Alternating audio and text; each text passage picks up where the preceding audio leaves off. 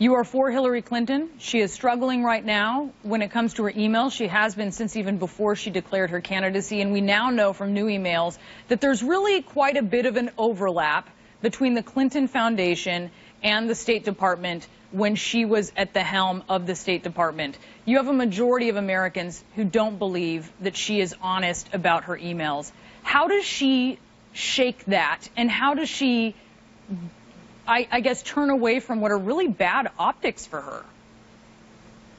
Look, this is all a Republican ploy to make a big deal out of nothing. The Justice Department Director Comey has said that there was no intentional wrongdoing with her emails. She alone, she herself, admitted that she made some mistakes, but we're moving on from that.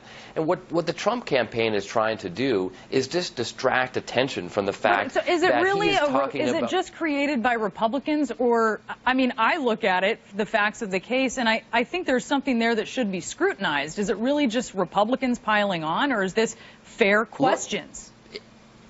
Look, it has been scrutinized. It has been scrutinized, and it's been concluded that there was no intentional wrongdoing. That's what Director Comey said himself.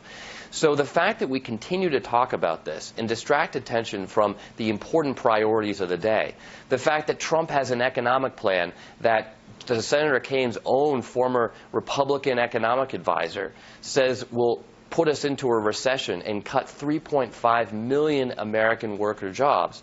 That's a real problem. And the Trump campaign doesn't have an answer to that. So what are they doing? They're just trying to focus attention back on Secretary Clinton's emails. Secretary Clinton has an economic plan that will grow the middle class. She believes that the engine of economic growth in America is the middle class in America. Trump believes the engine of economic growth is his billionaire pals on Wall Street, and that's why his economic plan includes the Trump tax loophole and other tax cuts for the wealthiest Americans. So what do you do when you have a situation like that and you're Donald Trump, where your economic plan is going to put the country into recession, when your plan to defeat ISIS has no substance whatsoever and in fact is being used by ISIS to recruit attackers against American troops? Well, what do? You try to talk about Hillary Clinton's emails because that's the only argument he can make.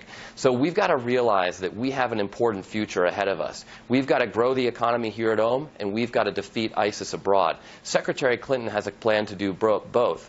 Donald Trump does not, and that's the only reason why he's talking about these old. All right. Congressman Seth Moulton, thanks so much for being with us. We do appreciate